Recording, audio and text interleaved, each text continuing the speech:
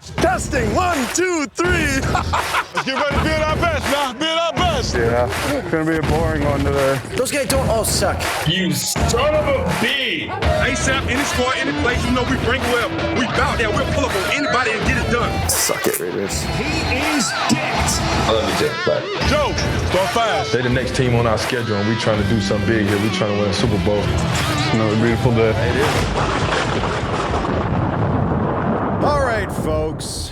Welcome back to the Charger Chat. I'm a co-host, Will Dog, sitting with two morose motherfuckers. Morose motherfucker number one would be Kev Hug and Duggan. that would be me. Hello. Fuck. And morose amigo number two, Kyle the Coach Duggan. I don't know what morose means, but Kevin, I'll give you the alpha of the moroseness because you are a one salty little biatch. Oh, man. Ever I wasn't since that salty, game. dude. I was just Emotions sad. were high. I think I might have quit the podcast for like 60 seconds did, last night you after did. the game. I, Like, I'm fuck in it. a, Fuck we're, in a, this. we're in a group chat with I Adam. can't do this our, anymore. Our Charger Chat group chat, and then we're also in a group chat with our dad during the game. And I was just getting the same salty bitchy comments in both group chats the whole second half, and I was like, Apple doesn't fall far from the tree, man. It doesn't. But I'm good now. I'm back. I fucking It sucks. sucks. It Yeah, sucks. it does suck. It absolutely it's so sucks. I know what's gonna happen every week, man. I know, like, and this new thing where we start off crazy red hot, and then we go into halftime, come out, and we're cold as shit. It's such a roller coaster. It sucks so hard. Sorry. No, it's absolutely understandable. It's just another one of those games, folks. It feels like it's a broken record where Chargers start off with a hot lead and yet somehow we just kind of let it fall through our fingers. So to get everybody on the same page, let's do as we do every week and take a look at what happened during that game. Started off with a couple back-to-back punts, but as Kyle mentioned, we came out, Herb connecting with Keenan Allen, getting us points on the board, and Badgley misses an extra point. Thanks, Badge.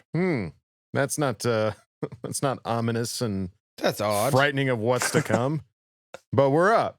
We're up 6-0. However, Saints come back with a field goal, scoreboard 6-3. And then what started to look like a 3-and-out, we got a roughing the kicker. So Chargers find their way to the end zone off of that penalty. Which also does not happen for us. Does not. Ever. No, that's Ever. not. Oh, cool. That's a nice thing to see. So Herbert connects with Mike Williams. Badgley makes this extra point, however, so we get up 13-3. And then on defense, who shows up to play today, or back on Monday, I should say, none other than 2019 second-round draft pick Nasir Adderley to gank his first reception from the legendary Drew Brees and almost gets it to the end zone. But 3 plays later, Bulldog's bolt prediction comes true. And Herbert connects with Hunter Henry for a touchdown. So we enjoyed a 20-3 lead for a hot minute, but of course, Drew Brees is Drew Brees and gets himself a touchdown, and we're going into the half 20-10. Feeling all right. It's feeling a lot like the week prior, but we'll take a lead. We'll enjoy it while we can. So third quarter comes around. The only points to get on the board is Saints kicking a stupid big ass field goal, 50. I don't know. Who gives a shit? So the lead now is 20-13. Also, I mean, the good thing that came out of third quarter, Uchenna Nwosu got himself a big fat sack, so that was at least good. We got that. Fourth quarter comes around. Saints tie it up. It's 20-20. God bless America. 4 minutes left in the game. This play comes out of nowhere. Herbert finds a wide open Mike Williams. It's a deep 64-yard touchdown. Holy cannoli. All right. We're still alive. We're still progressing. That's what we want. We want to progress. We don't want to just sit there with our thumb up our butt. So we're leading 27-20. However, Saints, God dang it, tie it back up again. We've got 52 seconds left, which is also not how these games go. Usually the other team has 52 seconds left, and we're just praying that they miss it. So Herbert gets it far enough down the field for Badgley to attempt a 50-yard field goal. As far as we know, it's well within his wheelhouse, yet finds a way to freaking doink it off of the uprights. Overtime game number 2, folks. Coming in hot. Saints get the ball first. It's looking all right because defense is able to hold them to a field goal, so we got a shot. We didn't just totally give it to them in overtime, which would be the Charger way to do it. But, you know, are we going to get a field goal? Are we going to get a touchdown? No. It's a 4th and 6. Williams gets overpowered on a pass. I mean, he can't fall forward, and the game is over. Chargers lose 30-27. What do you want? What do you want? We're not joking, folks. The texts back and forth were hot and heavy. It was just, you know, I started to think about it like, okay, would I rather be the Chargers where we've lost as many games as they politely showed to us during the game? Like, what was it? 13 we've lost within 1 score. And like almost all of the games that we've lost this year have been within 1 score. They have all 4. All 4 have been within 1 score. So would we rather be that, or would we rather be like Miami beating the snot out of, who was it, the 49ers this last week? It was like 43 to 10 something. Or 12, something stupid. I don't know. I do. I'd rather be in these games than not be in these games. Like, you know, our quarterback is awesome. He's going to keep us in these games with a completely inept offensive line in this game. Absolutely no help for him whatsoever. He was still running, making crazy throws. It's just, he's going to elevate us. I just don't understand what the fuck the rest of the team is doing. Like, I'm having a hard time grasping how you can just let it slip away from you that quickly. So, and that's just sucked. But nobody knows. If the coaches knew, they'd fix it. But one of my favorite things was the post game. I honestly couldn't watch the post game press conference just because I didn't want anything to do with it for a little while. Right. But I went back and watched it, and Herbert's post game was one of the most just least bullshitty, just on point. This is what you want to hear from your leader. He was like, it's going to take that 30 minutes extra of stretching, of watching film, of getting after it in practice. Like, it's just those little tiny things that we're probably not doing. And that's what's good about having close games as opposed to being the 49ers. That's all it takes is those little tiny shifts, those little adjustments, that one more big play, and you are 5-0. Like, in all honesty, we probably should be 5-0. So you would much rather be here than you would be losing by 30 points. It's just, as a fan, you want to rip your hair out because you know how good your team should be. And it's like you just said, like, that is something you can fix. Losing by these little spreads is something you can fix, and fix it. Fucking fix it, because I'm tired of waiting for this to be fixed. Like, we need to start winning some games. Yeah. It's tough to not look at the team as a whole and realize we are without Derwin James, we're without Drew Tranquil, we're without fucking everybody. You kind of forget that when you're seeing what we're able to produce right now. We're without Joey, crazy. and in reality, we're without Joey Bosa. And Joey Bosa 30% of the snaps. Yeah, he was on a snap count. We're on defense, especially. We're not playing with a full deck. We're playing with all the backup players. Which, you know, you say that to any fan of football, and they go, "Well, if it's whoever's in those positions, you got to make it work." Doesn't matter if they're the backup or the second string or third string. They got to make it work. Otherwise, why are they in this game at all? But at the same time, you can't argue that. I mean, Derwin James is Derwin James. Like, he is. Rayshawn Jenkins is not as good at Derwin James. Right. Isaac Rochelle is not as good as Joey Bosa. Absolutely. Like, it's just a fact. No. These guys are better. There are better players that should be in these positions, but they aren't because they're injured. They're done for the season. They're out. And Austin Eckler's not there. So, the run game, sadly, Huggins' prediction didn't happen. Yeah. We couldn't get over 100 yards. It was close. Justin Jackson had 76. Justin Jackson was looking better. Pretty close. I picked the wrong guy, but I was pretty close. All right. So our team being as battered up as we are, we're losing close games. We've lost to Tom Brady's Buccaneers. We've lost to the defending Super Bowl champion Chiefs. The Panthers that was kind of a crappy loss, but they've been on a little run. And we lost to Drew Brees and the New Orleans Saints. Mm-hmm. Now, if I told you that 11 out of the 22 starters on your team were going to go down and not play, and you could argue 12 with Joey Bosa, Right. and you're going to be in every single game by one score, would you not say that coaching had a huge amount to do with us even being close? Right. And not letting it be a blowout loss. This is just like, as we're talking, this is just kind of coming to me that, Yeah. and I know there's frustration. I'm pissed off, and I can go back and nitpick, like, you should have done this, you should have changed this, this needed to be different. But in all reality, when you're down 12 out of your 22 projected starters and you're in every single ball game, Mm-hmm. yeah, like we're up big. Like in reality, we're up big with our backups, and we should be able to hold on. But at the same time, like the fact that we're even in these games, I think it is a little bit. You need to like tip your cap a little bit to the coaching staff. You know, I don't know, agree. Kevin. Yeah. You look like you're thinking, Kev. What's on your mind? No, well, I think I agree. You know, I'm like I said, you mentioned previous podcasts, like defense is just, they just make me sad. Like basically whenever they're not intercepting or doing something, like I'm just kind of bummed out.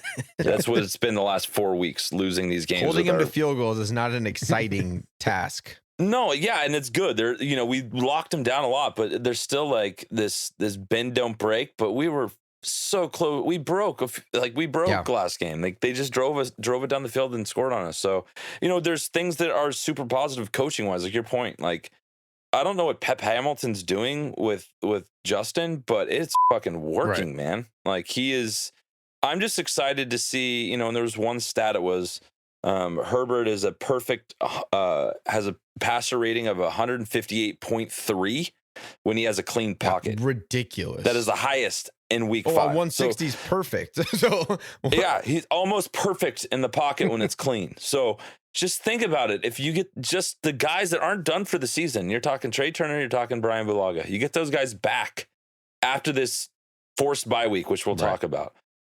You get those guys back. You give this guy an opportunity to keep shredding people up. Like there's so much still to be optimistic about. And am I getting stressed out about our playoff chances? Yeah, a little bit. Like, do we need to start destroying and winning these games and not like having it be close at the end? Yes. Did I try and quit the podcast for 60 seconds last night? Yes.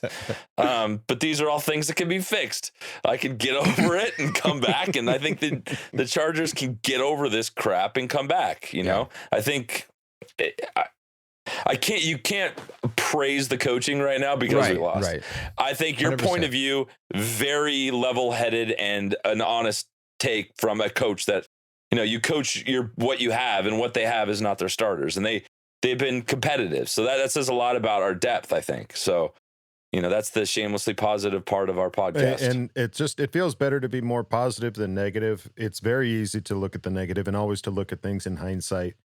But as coaches mentioned, you know, at least 1 or 2 podcasts, you got to execute.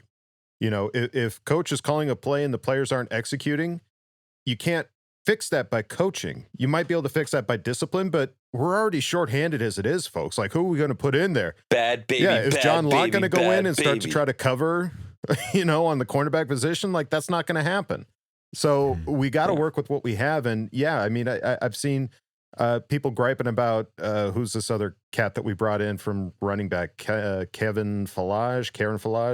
Kalen Balaj is like, oh God, he's hot shit. Like he's garbage. And it's like, dude, who else is there? Like, what do you? Le'Veon Bell.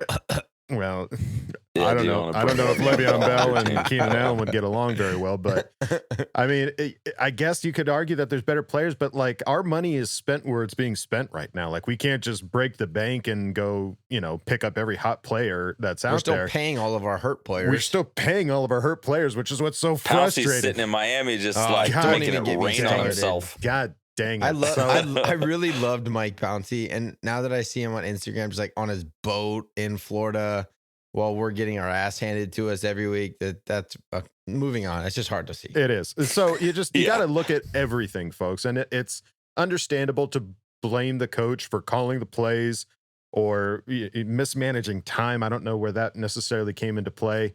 I saw that take. I'm not quite sure what that take was I'm not exactly. sure. It's frustrated Charger fans. Right. And it's okay. Like I went back and wanted to nitpick every little thing too. And that's okay. You're allowed to. That's what we're allowed to Absolutely. do as fans. We don't have a say at the end of the day, but we're allowed to do that. I mean, we always say like, God, we were so close. And at the end of the day, it's not we. I wasn't out there. Like it was the players. I mean, we feel like it because we're Charger fans. So we kind of treat it as we did this or we did that. But at the end of the day, it's not we, it's them. And they're way smarter than any of us right now as far as how to play this game. So you're telling me my rituals of like wearing my hat forward Those work. for Those offense, work. Those backwards work. for By the way, defense. Those work. You're there was saying a point, I'm not a there was part a of point in the this? game where I demanded that coach start pelvic thrusting. He did, and we stopped him on defense. So We did. We I might John have- Travolta'd him real Power hard. of the loins. we might be Yeah. getting some pelvic thrust animations on Instagram in the not too distant future to just give that energy to try to help the Bolts. But point being, folks, it's understandable to get mad and totally reasonable to be upset with a loss. You never want to see these losses. You don't want to see your team being 1-4, but at the same time, don't just have this misguided rage where you're just mad at everything. You're mad at the coaches. You're mad at the kicker. You're mad at the injured players that are sitting on a boat in Miami. It's like, just be mad. Talking to you, Recognize Coach. I'm it. mad at Mike Thompson. Recognize it, and let's move on. Like this is still the Chargers. Like I still love this team. I still love the players. You know, even if you've got a player that totally biffs a play, like dang it, that sucks. You shouldn't have gone and done it, but you gone and did it. So let's just move on and get back going. So it is what it is. And again, we're these are all losses within one score. Like we're in the games. Like it's not like, well, this is a total loss. I guess I can go home. I know there's 15 minutes left in the game, but a Chargers aren't going to make it. It's like, no, we're still Right. in this. I'm still on the edge of my seat to see, can we walk away Every from week this? is a roller coaster. Every week is a roller Yeah. coaster, and it's a ride. It might not be fun all the time, but Yeah. there are some loops The that rides you are don't fun, want to dude. take. Like, And I don't know if this is Yeah. a good thing or a bad thing, but it's like they're so close that like even though you win 10 games and you're in the playoffs for the most part. So it's like we're in every game to the point where I'm like, there's no reason we can't go 9-2 to finish the season. Like there's no reason that we Yeah. can't. So there's still like something excited to be able to watch the Chargers because we are in every single one of these games. right. But And because Herbert rules so Herbert hard. is so good, dude. All right. That's Adam, I need you Hard. to go Like, back and take a hard. past episode quote from when this guy had a hard on for Tua and add it in No, here yeah. a couple. Dude, I got called out so freaking hard on YouTube earlier. Like somebody posted on YouTube our instant reaction for the You're like, draft, and they're like, "Wow, that thing aged like old milk. Like it's very chunky, and I can't agree with you more. I was misguided. I was on the NFL train of being Right. told what to think and what to do, and I'm kind of tired of it. Actually, I'm tired of being guided by the NFL draft, and everyone's takes from that become your takes. And I don't know. He's clearly didn't like. I was reading some stuff earlier about Justin and his offense, that stuff they were running in Oregon, and how they weren't really giving him a lot of opportunities. And the first time they really gave him an opportunity to show his stuff, he won the Rose Bowl. So it's like they basically like unlocked the cheat code for him when he came to the Chargers and gave him all the free ammunition. And he's just been bullets everywhere. And it's So fun. he's better than Burrow. Oh, I'll he's say way it better here. than Burrow. Come- He if- is 100% come at me. better than Burrow. I don't care what anybody says. The play at that me, you bro. know you put Herbert on, if you switch those quarterbacks in the teams that they're with, I guarantee you Herbert is the better quarterback no matter what team he plays with. So there's a lot to take away from this, folks. There are some high highs, some low lows, but you know, let's just take it with a grain of salt and let's move on to what our schedule is going to be, which we were looking to play a game next week, but lo and behold, Chargers are the ones that, Thanks, their Patriots. schedule gets shuffled like a deck of cards. So next week we're looking at a bye. It was originally week 10, I think, that we were supposed to have our bye. It's actually, I know that people are saying it's not great because that's a little early to have a Dude. bye, but dude, we need a bye right Seeing now. the so injuries hard. of everything, and We need to to- see, I need a buy. yeah, we We need a Caleb need you a moment, bye right folks. now, okay? We got to collect ourselves after 4 losses. I mean, we started the season off with a win, 1-0, and now we're sitting 1-4. It's like, give me a break. Like, we just need some Okay, time bye. to figure this out. So week 7, against Jacksonville Jaguars, week 8, Denver Broncos, week 9, Las Vegas Raiders, week 10, Miami Dolphins, week 11, New York Jets. And as That's far as 5 everything wins. else, That's 5 wins right it's there. 5 capable. I wins. don't know, dude. That's I hate 6 to and say 4. it. I don't want to give The Raiders any Raiders credit, just but whooped up on the Las Chiefs. Vegas Raiders are looking dang good right now, and I hate to say that. Dude, any AFC West game, it's gonna come down to the end, but they're all always close. Mhm. No one like you play And them we're so not much that and you're so great comfortable at with that each other, they're part. always close. Yeah. So that should be Yeah. that could be a win. Yeah, it So I could think very well that's be a win. 5 should be W's. There's no reason why these can't That's be 6 and wins. 4, No dude. reason. That's the shamelessly positive 6 and There you 4 go. yeah, right it there. is. There you go. Yeah, we'll see what happens. So week 6, we get a freaking break. Also in the news, prior to this game, Coach finally came out and said it. Herbert is our starter, regardless of whether or not Tyrod Taylor is healthy. Herbert is our guy going forward, which I got to imagine has given everybody at least a little bit of a sigh of relief because, I mean, we talked about it last episode. You know, if Tyrod Taylor comes back, what do you do? And blessedly, don't have to worry about it now. anymore. Herbert is the starter, and Well, I think it's like, you know, you're you're telling the kid that we believe in you. You're not just letting this thing milk on and Right. whatever happens. He's like, basically, you don't have to worry about looking over your shoulder. It was kind of like what we were talking about last week. It's like, you have to do this. He's playing lights out Yeah. right now. You can't just dangle this in front of him. Give him the keys. Let him have the keys. Don't, you know. The damage is done. I'm If- just glad if- that they did. Yeah, if we were worried about him getting head fucked because we lost a bunch of close games, well, that's already done. Right. So you might as well Yeah. roll with him now. And we're glad we did because, you know, 264 yards and 4 touchdowns later, no interceptions, no turnovers for the whole day. Like, okay, that should be a winning That's- quarterback right there. that's And a record, Unfortunately, it wasn't. too. The 4 touchdowns is the most for any Monday night rookie quarterback in history. Hot shit. Didn't know that. Yeah, in history. He was sitting there tied for a while with a lot of other greats. I think Dan Marino, Cam Newton, and maybe Patrick Mahomes. That might have been the other one. But yeah, now Herbert is got the record for most touchdowns as a rookie in a Monday night game. And that'll probably sit for a very long time. I'm like, man, you know what? We're the Chargers. We'll give it up.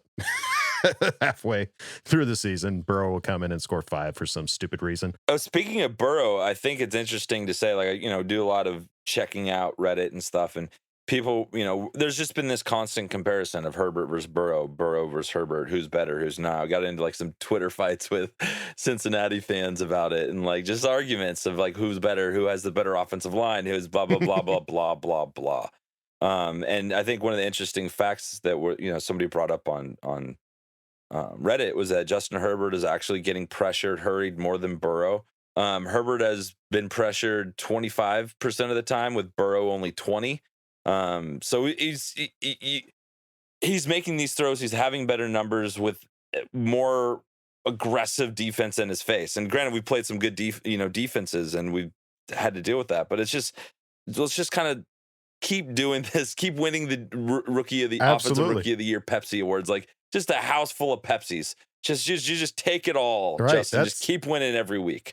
So, and if you haven't, go and vote for him this week. Let's get him back into the back. There's no reason why he shouldn't Pepsis. win Yeah, Pepsi Rookie of the Week. And he's already won 2.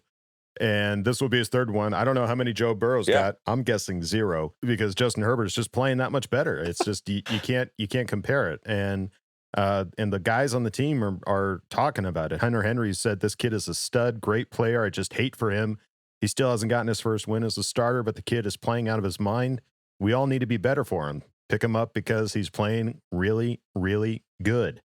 I mean, that's the thing. I mean, you could almost kind of make the argument for the first few losses because of some of the turnovers that Herbert had, but you can't argue that anymore. Yeah. Herbert had 0 turnovers and threw for 4 touchdowns. Like, what more do you want this kid to do short of run every play, run the ball into the end zone every stinking time? Like, that's just not going to happen. And we're not in a situation like the Saints where Sure. to have Taysom Hill come in and do those stupid trick plays that he was doing. So to have Herbert as a package, as one person to be able to accomplish everything that he has, up to date Do it all. is fantastic. And even Mike Williams was talking about building chemistry with Justin Herbert. Just said, I just told him, trust me. That's the main thing I tell him every day. Trust me, bro. It may not look sweet. Just throw it up. I'll go get it. And he did. And sure I enough, love that. He's done it. And he did. And he put us in a position, those two guys put us in a position to win last night. And you can't do any, there's nothing else you can do. And that's the future of the team. Yeah. So like, if nothing else, if you're a Charger fan and your expectations are no longer playoffs, which I totally understand that. absolutely understandable. At least, I'm not giving up. but if you have, that's okay. But your expectations shift, right? Your expectations can shift to what are we going to see like building on the future. Absolutely. And if nothing else, you see Justin Herbert building chemistry with his teammates. He comes off the field, high fiving, chest bumping, head butting, like not to name names, but did you ever see a Jay Cutler do those types of things? You know, grumpy No. pants, walk Eli off Manning? the field. No. It's like he has something there, and that's if nothing else comes from this season. You see that chemistry start to build, which I think is a great thing. These guys coming out and talking about him is huge. Those are two vets on the team that everyone respects. So right. that's awesome to hear. Well, and those vets need Justin Herbert more than anything because they're coming into contract years, and the better Justin Herbert makes them look, the better off they're going to be. It's this cyclical thing that is, it's a team. a That's why happy, football is the best pumped team up sport. Herbert who's getting everyone behind him. Is just everyone's going to be better for it. And it's interesting when you talk about the vets and the way that they celebrate, and you also look at the way that they deal with frustration. When I was watching the game last night and you saw Drew Brees either not make a play or missing a pass or something like that, you see the frustration in his face and it's like, oh, Dude, I never noticed how often he licks his fingers. yeah. What he a does. constant. Phillip Rivers. Gross. He licks it and then he wipes it off. He licks it then he wipes You it know, off. Phil Like, started dude, spitting. I think it's a COVID thing. He's Oh, yeah. It's social distancing with his own hand. Ah. No, but like he just grossly licks his fingers. Sorry, I saw that last night. They kept giving him a close up. You were He's just like getting licking frustrated. himself. Yeah. It's like, but I get it. yeah, no, we were winning at that point. I was just like, what are you doing, bro? But my Calm point down. being, when you see Drew Brees getting frustrated and you look at the game prior against Tampa Bay and you see Tom Brady, he's getting mad, he's getting angry. Oh, Tom Brady smash. But you look at Justin Herbert, when something's not going his way, he's so calm, and it's almost frightening to see like the lack of anger. That's like scarier, that's isn't what I'm it? saying. Like he's not As flipping somebody- tables, he's not yelling at anybody. He's just Yeah. very calmly like, all right, this is the situation. Let's go in and let's fix it. Let's make it better. But celebrating when he gets those plays. Yeah, when you're playing against someone that does that, it pisses you off because you're like, wait, we just sacked you 3 times. Why are you not frustrated and getting upset? It's like Yeah. something off about that guy. You know? It's that personality of like the guy in the corner at like a bar who's just like quietly sitting there. You're like, don't want to Seabass. mess with that guy. Yeah, don't kick. Yeah, Well, if that guy's kick his ass, Seabass, Seabass. Don't mess with Yeah. Seabass. Don't throw salt at Seabass because he Yes. will kick some ass. That's what I love about Justin Herbert. Herbert is Seabass. Justin Yeah. Seabass Herbert. Nicknames. Done. Here we go. People are asking, what are we going to call him? We're not calling him Herb. That's what he wants to be called. You got to Seabass. earn a nickname. You're He's- Seabass. He Kick can his ass, go Seabass. by more than one nickname. He can go by Herb. He can go by Air Bear. He can go by Seabass. It's all. I like Air on Bear the though because table. it's like a French Herbert. Like Americans are like Herbert. Air But you say Bear. Herbert in French, it's Herbert. Air Bear. Herbert. I don't like Herbert. that. Yeah, the French. You have to. whatever. You always have to go up on the end. I'm thinking Seabass. I think Seabass. I think Because then I can Seabass just say is gonna kick his stick. ass, We'll Seabass, see. whenever I see him. Let on us the know field. what you guys think about Feel like Seabass in the Seabass. comments here on Please. YouTube. Seabass. I like I think Seabass. Seabass is a solid pick. So, lots of. I mean, see, folks, there's a lot of really good things that happened last game. Yeah, we didn't come away with the win, but we're now going into a bye week where we can try to get some of these guys healthy. Maybe see some faces back that we haven't seen in a while that can try to help us win these gosh dang games. We're such Charger fans. It's. I'm sorry, I can't, Yeah, we didn't win, but dude. That's the thing. Like, we have to. Wooly, we have to. I love you. We have to. we have But to. it's just that's such a Charger thing. well, to say. because I mean, think about it. Like, imagine if the Patriots started playing like we did. They would be Their frustrated. fan base would implode. New England would explode. just erupt in They would have flames. zero fans. New England would just be wiped off the planet if that was what happened. But It'd be tea in the bay. It'd be out of control. It would be madness. the bay. Madness. So as Charger fans, it's like, we've been here before, dude. Like, I'm not losing faith in this team, but I can accept a loss, these types of losses, because that's all pretty much what last season was these types of losses. So it's like, it's just one more cut on my arm. It's like, I've got 15 other cuts here, dude. They all feel the same at this point. Like, it is what it is. Let's just keep moving It'll forward. heal. Exactly, dude. Everybody just take a chill pill. So one of the things, as we always like to do, is look at what the heck happened in this last game. And so we turned to Coach to give us a little bit of Coach's Corner action to tell us what the heck happened in this last game. All right, guys. So we're going to look at 3 different topics. I was asked to look for a positive topic. How'd that go? I tried. I didn't want to. I Didn't tried go to well. convince the coach, tried. folks. I'm sorry. I couldn't just watch Justin Herbert tape. So You could. I found 3 different things. You would have probably felt a lot better. I could. And it would have been like this. Yeah, he threw the ball really far, he and then caught we it. caught it. And that's that. That was If quite he the didn't catch coach's it, it wouldn't have corner been good, this but he week. caught it, so it was good. Yeah. I don't know if it's having been a coach that you're just naturally drawn to the bad stuff that you want to fix. But yeah, so I want to look at the first thing that started to kind of unravel on our game was that drive at the end of the second half. Mm-hmm. What I did was I went through and looked at how many people we were rushing, what coverage we were in, and kind of what was the fault that allowed the play to happen. Now, you can look at this a couple of ways. You can look at it as our coach. You can try to judge it based on he's being too conservative or he's doing this or that. Or also try to look a little bit into where could we have fixed it. Like, even if this play was called the way that it was called, could it have still worked out, right? Regardless of if the play was called differently, even though it was called the way it was called, if we would have executed, would it have worked? And that's the way you kind of have to look at this subjectively. You're not going to get a different coach, guys. It's not going to happen. The conservative play calling is not going anywhere. So should this, if it would have been executed, could it have done the job? So the first play on that drive the Saints had at the end of the first half, we rushed 4. So we had a 4-man rush, which is pretty normal for us. We did a little tackle and twist. So they'll both start up field. The tackle, which I think it was, I don't know if it was Rochelle, but he started to work his way out, and then Bosa looped up around inside. So we ran a little stunt on the inside. We were in cover 3, like we always are, the 3 amigos. Cover 3 amigos. And but Bosa did get to his face, that little wrinkle of running that tackle and stunt. We got in his face, passing complete. We were in cover 3. They tried to throw it. Kenneth Murray was right there to kind of disrupt the pass. Okay. Second play, we rushed 4, straight up, no stunts. We run cover 3. Ball's completed to Kamara for a gain of 14. So it is what it is. They ran the back out of the backfield. He found the hole in our coverage, and he completed a nice pass. Third play, we rushed 4 straight up. We're in man-to-man, which everyone demands that we run. He hits a quick slant against Desmond King, who was absolutely left looking like a big dum-dum. He was at least 5 yards behind the receiver, and they gained 14 yards. So it's not a matter of just running cover 1 versus running cover 3. In this situation, we had Dez man-to-man in the slot. He got shook, turned the wrong way, was trying to chase down the receiver, and they picked up 14 yards.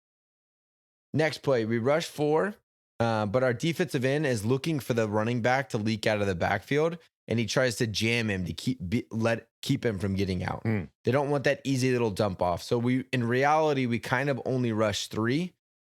Because that defensive end was looking for the leak out. We ran a cover 3. Rayshawn slips. He's down in the flat because he's our strong safety. He slips, and the pass gets complete for a gain of about 8. What are you going to do when a guy slips? Right? It happens. I mean, nothing technically was wrong. We rushed 4, and the next play we rushed 4 again. But again, the defensive tackle chips the running back. We were obviously very worried about Alvin Kamara.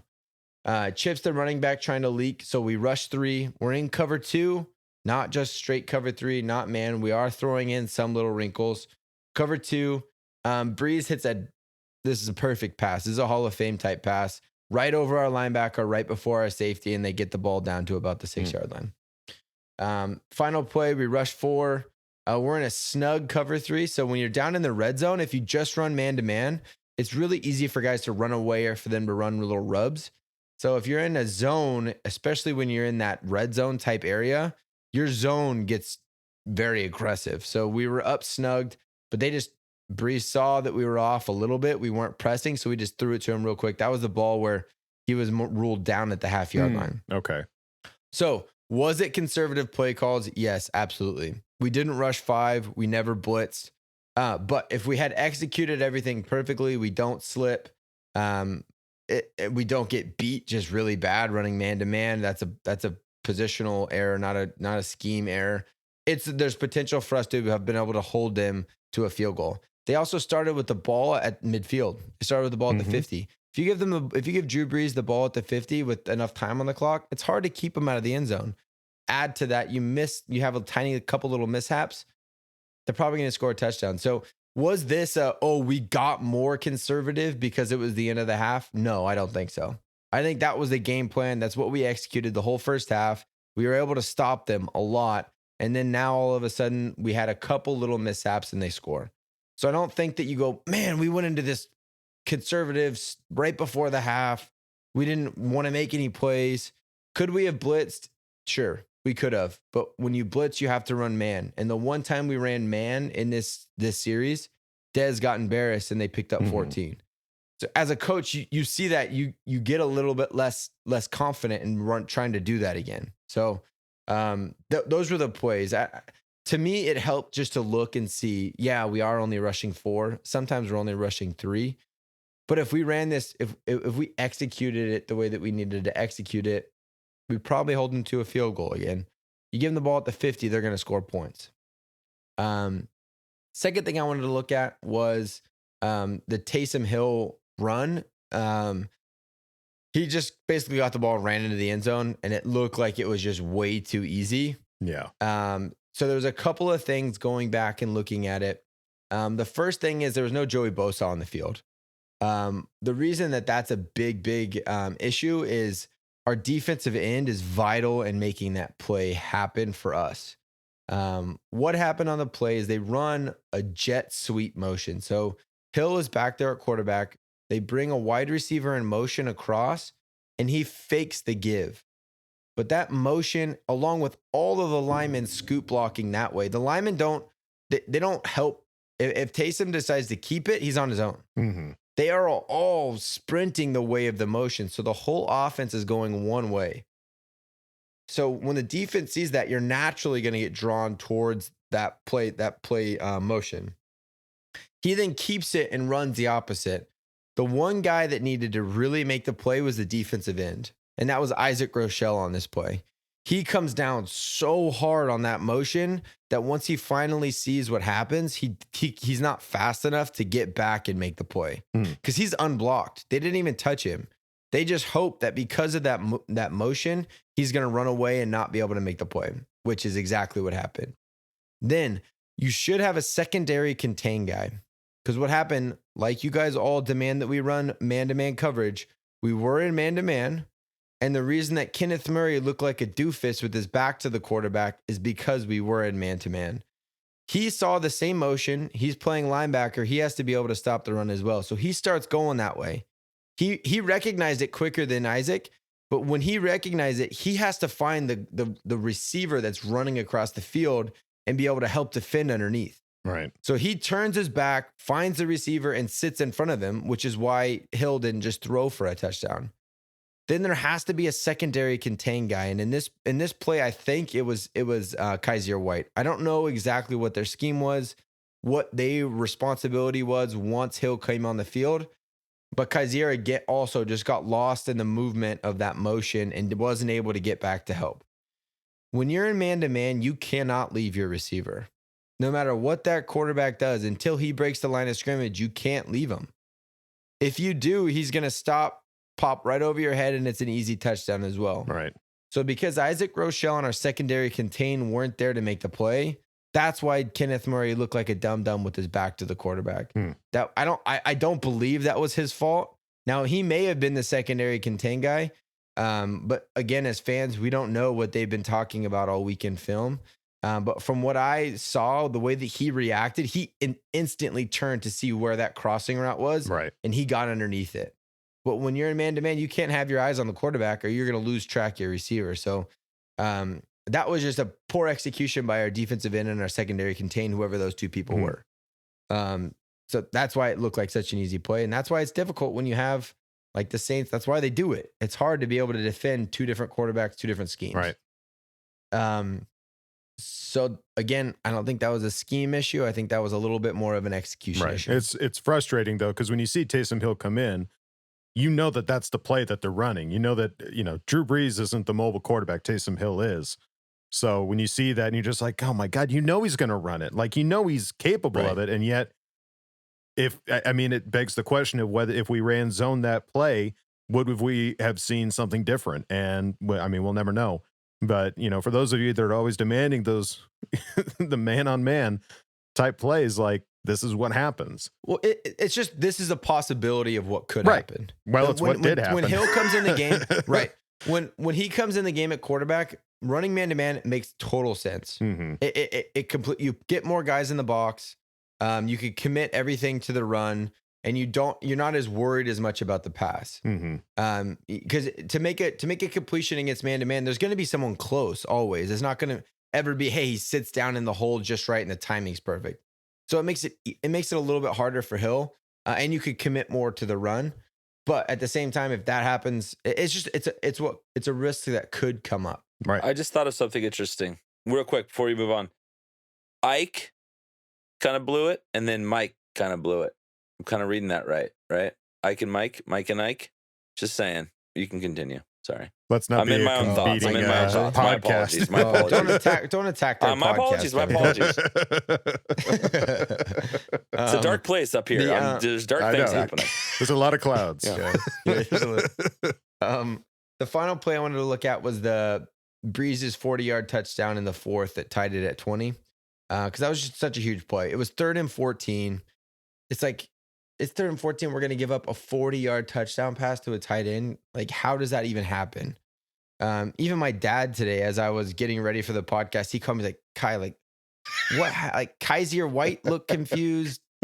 Kenneth Murray looked confused. Like, what the hell happened? Like, how was that? How on 3rd and 14, how do you give up a 40-yard touchdown? I just picture you're about to record the podcast and the door opens and your dad just pops in and asks those questions. What the hell happened? And then he slams the door. And welcome to Charger Chat. It's pretty much about 30 minutes before I got a call from Dave, and somehow he had his senses that we were going to come on and record. But yeah, so do with this information what you will. It was a very, very conservative play call. Very conservative. Keep in mind, it's 3rd and 14. We're up 20-13 in the fourth quarter. So it's 3rd and 14. We rush only 3. We only bring a 3-man rush. So which is 1 short of what we normally do, about 3 short of what most Charger fans want us to do. So a 3-man pressure. What we're in is man-to-man across the board with 3 safeties back. So you have a 3 deep zone with man-to-man underneath. Honestly, I've never even thought of running this because it's that conservative. Like, this is very, very conservative. There is no way in hell that you should ever have a pass completed over the top. Like, actually impossible. But the 3 deep are Nasir Adderley, makes sense, right? Our free safety. Right. Rayshawn Jenkins. Yep. Oh, no, not Rayshawn. Casey Hayward, makes sense, corner. And the final one was Kaiser White. That is what I don't understand. Right. Now, Kaiser played safety in college, and you don't want Kaiser running man-to-man. We already talked about that last week, how he got beat pretty bad. I was just going to say, I feel like we've talked about this before. So you don't want Kaiser in man-to-man. So maybe that's why they thought, hey, let's put him deep in this prevent kind of defense, and he can just play zone. And like, what's the worst that could happen? So the tight end is the number 3 wide receiver out on the right. So there's 2 wide outs, and then he's the number 3. So Kenneth Murray is man-to-man with Jared Cook, who's the one that scored.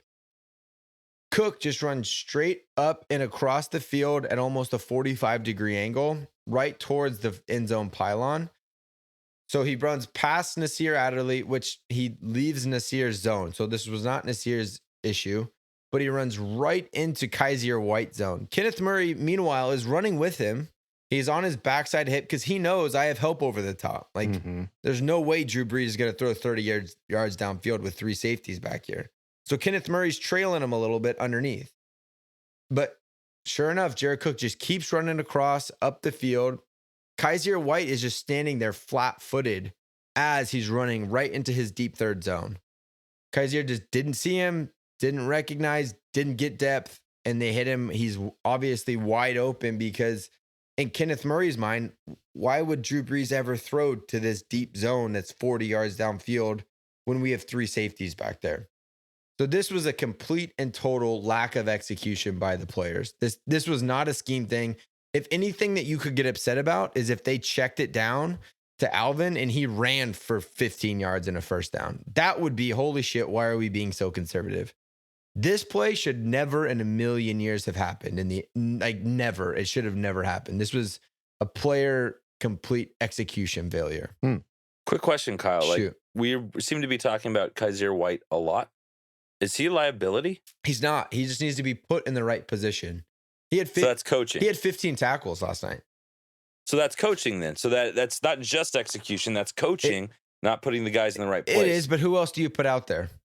We're so banged up right Somebody now that faster. I guess you could 100%. Like your boy. What's your boy? I know he wasn't activated, but get him get on there. Meeks in the game, man. I know Get Meeks would Meeks make in that there. play. 100%. Meeks would have made that Meeks for would have sure. picked that to the house, guaranteed. Yeah.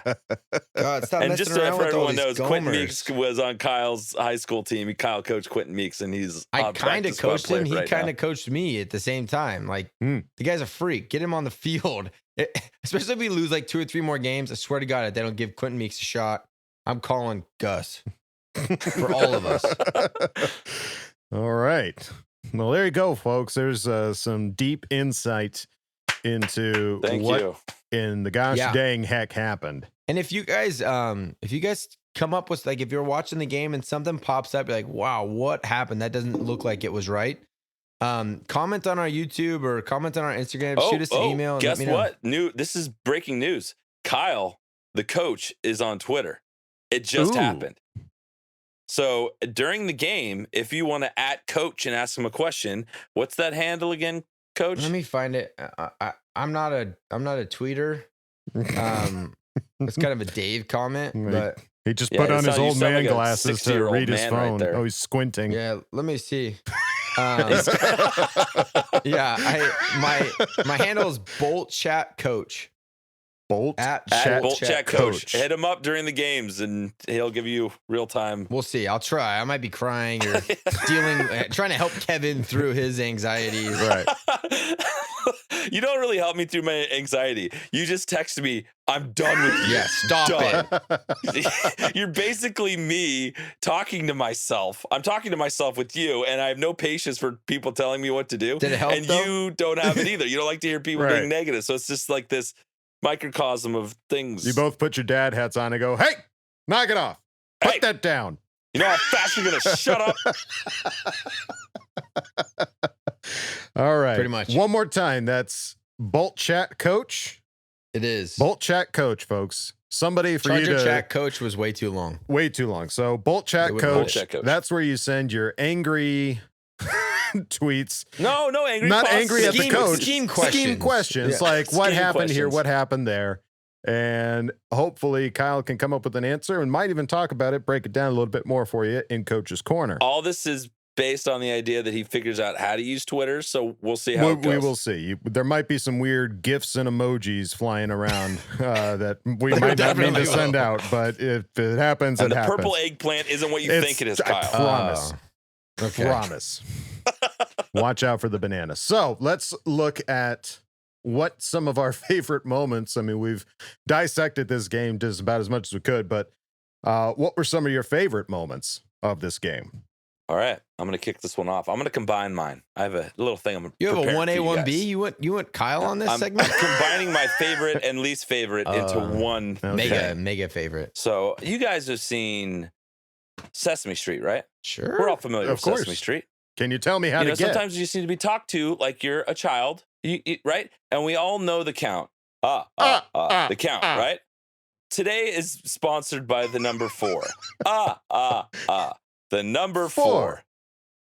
4. 4 is for weeks since we've had a win.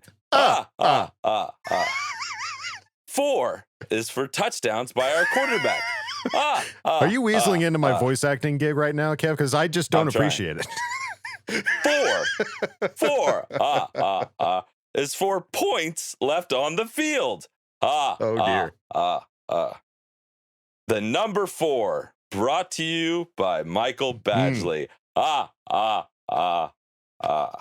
So that's my favorite and least favorite. The quarterback scored 4 touchdowns, and Badgley just blowing it this game. Just blowing a big old just dropping insert whatever you feel like saying there. Whatever blows. I usually have some sick, sad thud on the ground. Just there it was. Yeah. I usually have so much confidence in Badgley. I usually have so much confidence in him, and I just didn't. I've lost it. I've lost my confidence. Yeah, he's in gonna him. earn some trust back. He does. He's missing field goals, and I think earlier on in the season we were at places on the field where it was a 52-yard field goal. Yeah. The coach wasn't giving him the I know. opportunity. Yeah, coach doesn't I'm trust thinking him there's either. some of that has snuck into His the psychology yeah. of a kicker, and it's pissing me off because he was the money badger. Yeah. And I tweeted, we're taking away the money. He's just the badger right now. He needs to earn the money back because he is not money. He owes us money for that game. Okay. I'm really pissed off at Michael Badgley. And you can say it's a team loss. Sure, you can say it's a team loss. Whatever. I'm not going to agree with you because this was Michael Badgley missing his first kick of the game, and this was Michael Badgley, our offense, doing everything they possibly can do to get hit in within range for him to kick the game-winning field goal, and he doinks it. Badgley, you got to do better than that, man. You don't kick off. You don't kick off. That is not even one of your duties. Your duty is to make field goals. You need to start doing that. Otherwise, I don't know what's going to happen for you in the offseason, brother. Honestly, I'm just really annoyed with Badgley right now. I love him, brother. I loved him before this. We even did a commercial for him last season, and I enjoy him. He's fun. His podcast is great. He's a funny guy. But pull your head out and start making these kicks, please. Well, I mean, as I talked to you about it, you got to wonder what's going on with him because all the way up to his injury was doing fantastic. Was the best kicker we've seen in a long, long time. Yeah. And then during his injury, we've got Tai Long, who played pretty dang well for Tai Long to be able to play. We could save some serious dough if we just had a punter kicker. I'm just throwing it how out about there. This? I got something even better. I don't know if you saw this on Twitter, but in high school, guess who was the kicker for their high school team, their varsity team? I'm going to guess Melvin Ingram. Mr. Herbert. Oh, there's a video on Twitter of him kicking a 35-yard field goal. Of course, Seabass was a kicker, too. Seabass, kicking ass with Seabass. Kicking ass. I think we give him the opportunity to score all the points for our offense and special teams. Yeah, that's like a hold my beer moment. I'm not losing any more football games. Kick his ass, Seabass. Yeah, you got to wonder what's going on with Badgley. It's concerning to say the least. These are all within his wheelhouse. He should be able to be making these kicks, and that doink kick looked like it had the distance. It just was not on target. So don't know what's going on with Badgley. Hopefully he can get it fixed pretty soon. But let's go back. Let's try to bring a little bit more sunshine back in. Kyle, what was your favorite moment of the game? Was pretty bummer this week. Sorry, kids. Yeah. We need to keep our favorites so we have at least a 5-minute segment that's happy. Sorry, I couldn't help myself. It's the number 4. My favorite was the Bosa sack. Sure. He's playing 37% of snaps. The guy's obviously struggling and is hurt and is like battling through for the team. Like you see a guy that signs that mega contract, usually they take a dip in production and there's not as much drive there. That doesn't seem to be the case for Joey. No. There's a lot of guys on our team that are banged up. We don't know the severity of injuries, but none of them seem to really be battling through those. Joey is trying. He's doing as best he can. All right. And I believe that if he plays 37% of snaps, that's all he has to offer. I don't think he's purposefully sitting out to get himself healthy. He's trying to win football games, and so that's really, really cool to see. I think he's developing into the leader that we're going to need him to be for the future. With the amount that we just paid him, he's going to need to do a lot for our squad. So That was my favorite. I knew Kevin was going to say Justin Herbert, so everyone's favorite has been Justin over the last couple of weeks. But yeah, just seeing Bosa the way that he's still contributing, even though he's banged up, it's been really cool. How about you, Wool Dog? Kind of a 1A and a 1B as well. Seeing Nwosu get his sack was great to see because he's, for all intents and purposes, filling in for Ingram. So to be able to see him get in there and get that sack is always just that's juicy. But also the stat that popped up earlier in the game prior to Keenan bowing out a little early was Keenan ends up passing Kellen Winslow for 5th all-time receiving yards. Yeah. That's a big deal, my friends. Like I'm so stoked that we've got him on that extended contract. But it's scared for whatever it is that took him out of that game. We'll get to the injuries here in a little bit, but seeing Keenan climb those charts for 5th all-time receiving yards for the Chargers, excellent. Excellent. Yeah, Money very well cool. spent to get him in that position. What was your least favorite moment of the game, senior coach? It's funny that you bring up Keenan, but it was Keenan getting hurt. Nah. It's just like, are you kidding me? You score a touchdown, you get hurt. We're now getting hurt on touchdowns. It's not like we're just like successful touchdowns. Yeah, like great play. Oh, yep. He's done for a couple weeks now. Thank God we have a bye week that he can just sit around and do nothing. Right. But like, I don't know why when they panned to him and he was like smiling on the sideline after his injury. I thought he was you going guys back gave in. me too much hope 100%. on that. You see a guy smiling. It doesn't look like an injury that will keep you out of the rest of the game. So that was just kind of like a mental bummer, like one of our leaders is like smiling even though he's hurt and it's going to affect our success in the game. So that was just that was my least favorite moment. Yeah, it's for me, it's injuries as a whole. Keenan goes down. Nwosu got injured there for a little bit, and that last play for Mike Williams trying to get us the first down and getting bent back, he was holding his leg afterwards. So I hope that he's okay. But really, folks, the creed of the Chargers, and at least here Charger Chat, is just stay healthy. And the Latin version of that goes something like this. Iustus manere sanus. So there you go. You've got Phillip Rivers with, he's got his Nunc coepe. Charger Chat, iustus menere sanus. Just stay That's a mouthful. healthy. An anus? Yeah. Sanus in the anus. Anus means healthy Sanus. in Latin? Who would've Iustus thought menere the sanus anus? is just stay healthy. That's right. Anus. All right. So as mentioned, injuries continue to plague us, and Keenan Allen leaves the game early. We were hearing it's his back, and it's like, God, not the back. Like, tell me he's got a cramp and he's got an IV on the sideline or something. Don't tell me it's his back. But apparently he was having spasms after pinching his lower back on his touchdown catch Monday night. Source said with the schedule change, LA's bye moved up from week 10 to week 6. So extra time for Allen to get right. That was from Tom Pelissaro on Twitter. Chihuahua. Yeah. We'll look at it next episode and where he's at. Just speculating about this is just too much for my bye week brain to handle. And there hasn't been any news if anything has happened to Mike Williams. It truly did scare me when I saw him holding his leg. Dude, he literally, it looks like a professional wrestler. Like he's coming off the top rope when he lands every time Mike Williams makes a catch. It's literally like he's getting like just choke slam from the top of the cage bang. right down onto the mat. It's just like, that is brutal, dude. You got to stop going down as hard as you are. Well, that's what happens when he says, just get the ball up there. I'll go get it. He goes to get it, but he doesn't know how to come back down. That's sacrificing all of it for He that really catch. is. And that's God bless you, Mike. Yeah. So we'll keep an eye on injury report. We'll let you guys know when we have our bye week episode, but let's take a look at Twitter. You guys have been vocal on Twitter, and we like it. We like to hear from you guys because it gives us something to talk about. Mike Nava on Twitter asked us, after this bye week, will things finally turn around and we get a win against the Jags and get Herb his first W of the season? I think Seabass is going to get his first W against the Jags. Yeah. I really do. Seabass. I've been watching. I had to watch the Jags this week because my fantasy. I had to start Minshew. Minshew's a pretty reliable quarterback. He's not what we've played the last 3 out of 4 weeks. He's just not.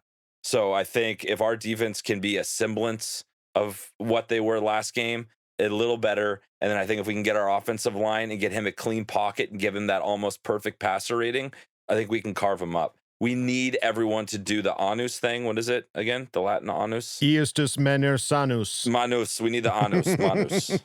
So that's my take on it. What about you, Kai? Yeah, so I don't know if our podcast is going to survive if we don't get a W against the Jags. That may be the final I quit straw. for 2 minutes, not 60 seconds. That may be the final straw for Kev. But yeah, I'm not going anywhere. I'm just being a big baby. I haven't done a huge amount of research with the Jags, but man, historically, if there's a franchise that hurts more than us, it's the Jags. So yeah, I think we get back on the W train, and I do think we get healthy if we get our O-line back. We've seen what our quarterback can do in a clean pocket. Our defense just needs a little bit of tweaking to get guys in the right spots. And I think, I don't know, man, it's hard to say we won't beat the Jags. We just competed with some of the best teams in the NFL. So Right, absolutely. yeah, I think we're going to get back on track. I'd like to think so. I mean, Kick his ass. I don't think you'll Seabass. ever find us on a Charger chat going, I don't know if we're going to win this week, guys. I don't know. I mean, we'll always root for a win and hope for it to happen. And it's the Jags, man. Like, I'm not trying to knock them, but like They did beat our former quarterback in week 1. He did beat the Colts, and they're looking. I feel like decent. the last time we played them, we lost. Was then that one of the Melvin Gordon fumble? No, we beat the hell out of them last year. That was the week where Phil was trash talking their linemen as we scored like an 80-yard Eckler screen. Okay. Oh yeah. Yeah, that was fun. We won by feels like like 30. a trap game though. It feels like a trap a little bit. Like, all right, we're coming out of this bye. Like, we're gonna get this one. Like, no. Pretend like they're the Kansas City Chiefs again. Yeah, we kind of felt that way going against Carolina, and look what happened. So, as long as the team treats them like an opponent and doesn't go like Jags, who gives a shit? Like we should be able to beat these guys. So, always fingers are crossed. So, thank you, Mike Nava. We appreciate you reaching out to us. And then there was also Tyler Foffey was reaching out asking, now that we've had multiple extremely frustrating losses where we just quote unquote falconed the lead, do you think this is an injury / lack of depth issue or more of a coaching issue? Do we blame one big thing such as O-line or defense? And thoughts on the bye week coming up early, bolt up. Thank you, Tyler. Appreciate you reaching out. That's a good question. Yeah. I think we should lean into coach because I don't want to say something and then coach be like, Kevin, you're stupid. Shut up. So go ahead. No, that's a coach. really great question. I think I and like you kind of alluded to at the end, I don't think you can point out just one thing. I think there's a lot of little things that are kind of chinks in our armor. Yeah. I think coaching could be better for sure. But I don't think it's why we're losing games. I think the offensive line absolutely could be better, but I think we could still be winning games. I think it's a little bit of a mix of all of those factors. And I think if even one of those just gets it together, I think we'll start winning some games. If all of them do, then I think we're a playoff contender. We're losing because of a whole team thing. You look at the NFL and it's like a bad quarterback usually translates to a losing record. But right now we don't have that. So I We have think a great quarterback. right. So it's all those other areas need to be in complement to what we're doing on offense. Yeah, coaching needs to get better. And when I do my coach's corners, I'm not trying to just not think that we do anything wrong. We obviously need to get better. We need to take more chances. We need to not think that we're the team to beat. We need to start throwing some punches. We also need our O-line to be healthy again. So there's a lot of our special teams need to stop giving them the ball at the 50-yard line. So there's a lot of different things that we need to do better in order to win games. Right now, even with those flaws, we're still in these games. If you clean up even just one of those things, I think we start winning a lot more ball games. I think that's what was so promising and why we're still such big fans of the Chargers. We're not dissuaded except for the 60 seconds. It's because we have the ability to just make a couple small changes and we can win these games. So that's what's still promising about it. And I think there's definitely an element of like the coaching getting people in the right positions. Like, they need to execute, but they also need to put the right people in the right places. And I feel like that's not happening, and that might be a depth problem. But maybe they bring up Mr. Quentin Meeks and solve that all for us pretty quick. Oh my God, yes! If we can get Quentin Please Meeks in, please. who knows We're what such could homers. happen. We're Meeks homers just because we have a first degree Kevin Bacon connection to him. So it's Right. like, come on, Meeks. We're rooting for Quentin Meeks, but yeah, it's hard to put the blame on just one person or even just one group. Like it's easy to direct your hate and your anger in one of those things, but like it's one thing if one guy makes a mistake, it's another thing if 50 guys make a mistake. And yeah, it's a coaching thing. You want to be able to coach the best plays, but these might be the best plays for the players that we have. Like, the play calling could be different if you've got Derwin James in there, if you've got Austin Eckler in there to make these different kind of plays. But if this is the group that we have to work with and the coaches are making the calls, like, I don't know what else they could possibly do different to get a different outcome with the players that we have. So, and if somebody makes a mistake, somebody makes a mistake. Like that's not a coaching issue. That's a player issue. And you'd like to think they can get that fixed. Whether or not it happens, we'll see. But like I said, I don't necessarily agree with you all the way. I do think, somebody making a mistake was some of the time because they were put in the wrong position. Sure. And I will say that's a coaching thing. But it's not if there's just nobody else the to pick thing. from, who else are you going to put in there, man? Are you fine? You get creative. Just don't put Kaiser White there. Dude, don't shit on Kaiser White. How many tackles did he have last game? 15? Dude, put our Johnson in there. He's fast. This feels like a football movie waiting to happen. We're like, all right, I'm going to get sneaky here. I'm going to take our punter, and he's going to be our cornerback, and our quarterback is going to be the long snapper. It's like a Disney sports movie, and one of the linemen's a dog. Airbud. Air Charger. Yes. Airbolt. That's awesome. So thank you, Mr. Foffy. Thanks, Tyler. Really appreciate it. And lastly, we had a Bobby Calderon reaching out to us going, do you worry about these frustrating losses taking a toll on a young QB's confidence? It doesn't seem to be getting to him as he continues to ball out, but if I'm frustrated as a fan, I'm sure Herbie is as well. As a bright spot on this team. Ha ha. Well, it's like we talked about last episode where it's like we are finally getting coverage on ESPN, NFL Network. People are talking about us and we're losing games. Mm-hmm. Like they're talking about us because of the bright spot we have, which is him. So maybe he tunes it all out. Maybe he's Phil Rivers without a cell phone. I don't know, but I'm sure there's some element of like the guys behind him are patting him on the back, telling him, hey, we just got to step it up for you. And maybe his play elevates everyone else. So I'm not super worried about him, being mentally irregular or anything like that because of this. So yeah, I think that's my thing. His long-term confidence isn't going to be affected. I like you said, like we're finally getting people to talk about us. And what they're talking about is how great Justin's playing. He came into this season thinking he probably wasn't going to play at all. He gets thrust into the starting role, and he now believes that he can compete on any stage in the NFL. So I don't see anything but his confidence skyrocketing right now. Coming out of the draft, he was probably one of the people that, like, if he believed in the haters, he probably heard more than any other potential top 10 pick.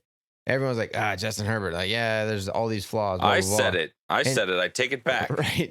But now, I'm sorry, if nothing Justin. else, his confidence is now boosted back up. I'm sure he's frustrated with we're not winning. But from a personal standpoint, he has to be pretty confident in his abilities and being able to play as an NFL quarterback.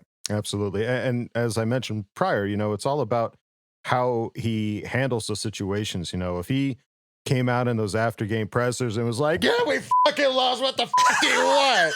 All right, we lost. Get over it. Like that would be one thing, but he's so calm and cool as a cucumber. Like, when every time the camera showed him, like during those plays where it was like, well, shit, it was like a poker face. Like he just did not show any sign of weakness. So I'm really excited for that. I think, and we talked about it other episodes where like Oregon Ducks, when he was on that team, it wasn't always a winning team. So he's dealt with losses before. If he's never had a loss in his life, that would be one thing where, like, if he's coming into this league and is like, I don't know what losses feel like, now I do. I feel like shit. Well, you look at, it's funny you say that. Like, you look at the other quarterbacks that are drafted with him. Those are on teams that never lost. He was Alabama and LSU. Those teams were insane. So, you know, going through trials and tribulations is a little bit more of Justin's bag, I think, just being a duck and not being in a top school that always wins. So I think that's an attribute that we inherited from the Ducks that I think is why he is able to start a game against the Chiefs with no notice and just get in there and be like, all right, well, we're just going to figure this out. We're going to make this happen because I've been here before. Right. I think that's an excellent take. You know, if you're going to stumble and fall early, get it out of the way so that everything going forward is going to just get better and better. So that's an excellent point. Well said there, Huggin. Thanks. And thank you, Bobby, for the question. And thank you, Bobby Calderon, for the question. And to wrap up this episode, folks, I took a while for us to even mention this, but this is episode 50 of the Charger Chat podcast. Holy smokes. Cannot believe. Yes, round of applause. Golf clap, folks. Golf clap for those at home. I don't want to blow out your speakers. I just yelled at you a few seconds ago, but yeah, I like Adam's post-game pressers. I think we need to have one of those all the time. You yelling incoherently away from your microphone. Next loss, it'll happen. But okay. We'll just post one bonus episode. It'll just be Adam just yelling gibberish in the corner of his apartment. Crying. Ugh.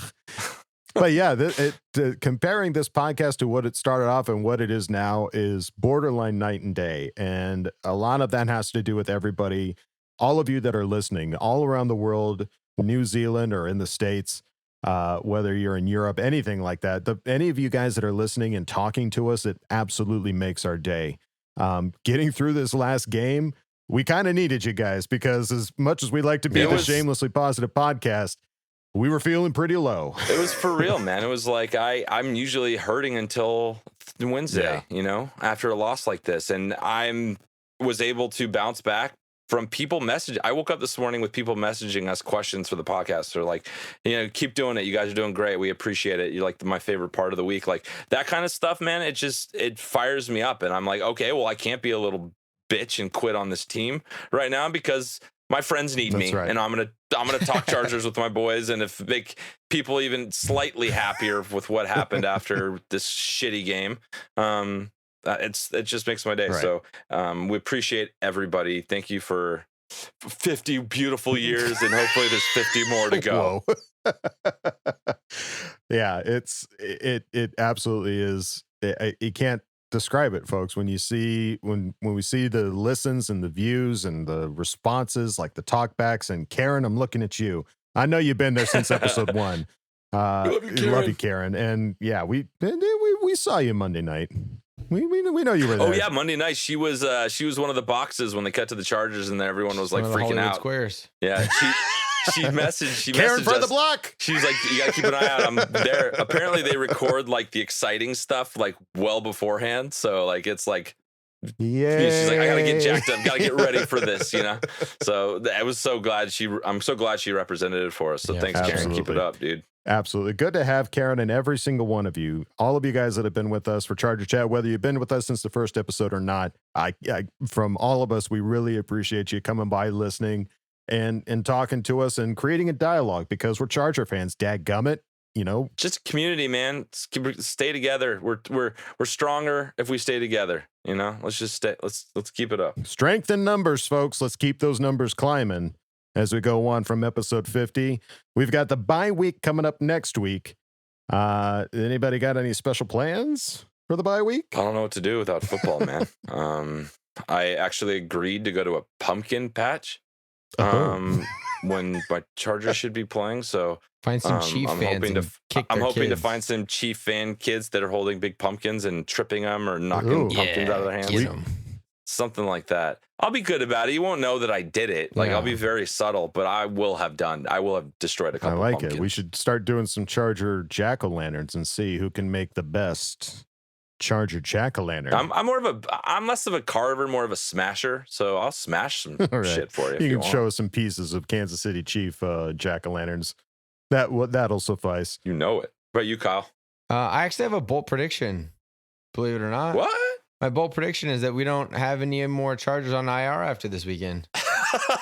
That is Wow. absolutely possible. It's bold. I know it is, but maybe. I don't know. They have to walk from their cars to their houses, and they have to get out of bed. Anything So could you happen. never really know. Right. But I'm hoping. I like it. I think that's bold. I love That it. would be bold. Yeah, we'll just. I've got to fix my fantasy lineup because I've got about 50 Chargers that I got to figure out what to do That's with what them. you get for That'll be your that's what you whole get for weekend. stealing all I the was Chargers. hoping to have till week 10 to start making these sacrifices, but I think it's going to have to happen a little bit sooner. So Sacrifice. pray for my fantasy team, folks. All right. Well, I think that's going to do it for us here at Charger Chat, episode 50. Don't forget to bolt up, folks, because we're ready for any squad, any place. Okay, love you. Bye. Okay, love you. Bye. Number 4.